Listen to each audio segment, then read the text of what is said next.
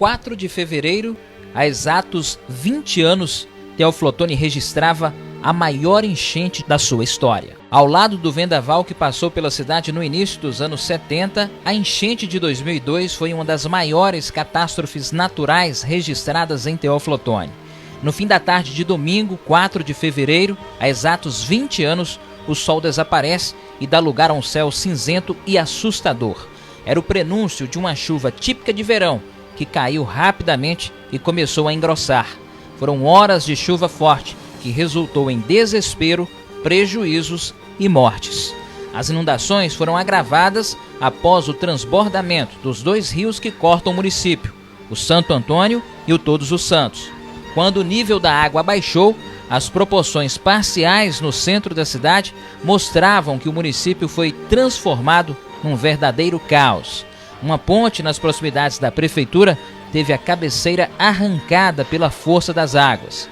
O então prefeito da época, Getúlio Neiva, anunciou na imprensa que decretou naquele momento o feriado municipal, comercial e bancário, além do estado de calamidade pública.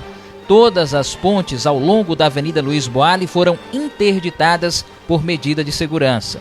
Famílias inteiras que se encontravam nas praias do litoral sul baiano e norte capixaba, pois era um período de carnaval, retornaram às pressas para a cidade. De acordo com a Defesa Civil, cerca de 2.000 pessoas ficaram desabrigadas e foram alojadas em ginásios, escolas e igrejas. 18 pessoas morreram em virtude dessa enchente. Os mortos eram ocupantes, em sua maioria, de casas que ficavam em áreas de risco nas encostas da cidade. A coordenação da Defesa Civil contabilizou 70 desabamentos de casas, vários deslizamentos, quebra de pontes e inundações em vários pontos do município.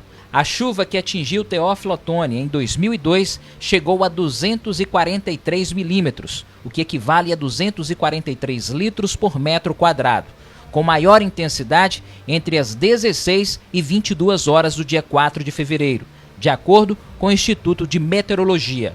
A maior chuva registrada em Teófilo Otoni tinha ocorrido em dezembro de 1992, quando choveu 155 milímetros em 24 horas, ocasionando também uma grande enchente naquele ano, mas que não chegou nem perto da de 2002 nas proporções de destruição e também de casos de mortes. Na época, o então governador do estado, Itamar Franco, se deslocou pela manhã para a cidade e determinou às secretarias que lidam com os problemas da chuva reunião permanente para dar auxílio à população da cidade.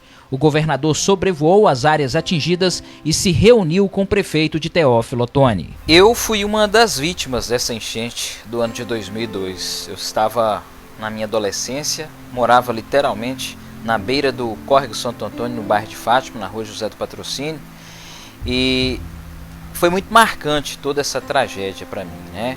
E algumas coisas me vêm à memória assim com muita facilidade. O drama que nós vivemos pelo laudo do Corpo de Bombeiros na nossa casa foi 2 metros e 22 centímetros de água. Nós só não perdemos tudo porque tínhamos o segundo pavimento, ainda conseguimos salvar muita coisa, mas infelizmente acompanhamos o drama de famílias, nossos vizinhos, pessoas de outras localidades que perderam absolutamente tudo, além da tragédia maior, sem dúvidas, que foi o número de mortos. Mas com relação a momentos de tudo isso aí, me vem assim alguns pontos.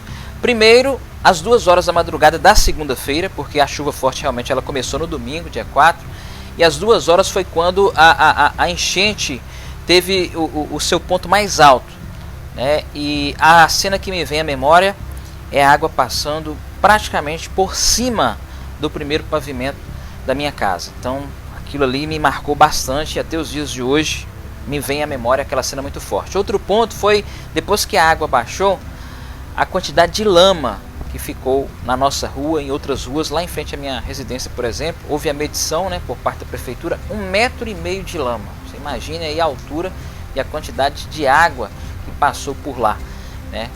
Outro fato, assim, que chamou bastante atenção, era um período de carnaval, tratava-se de um domingo de carnaval.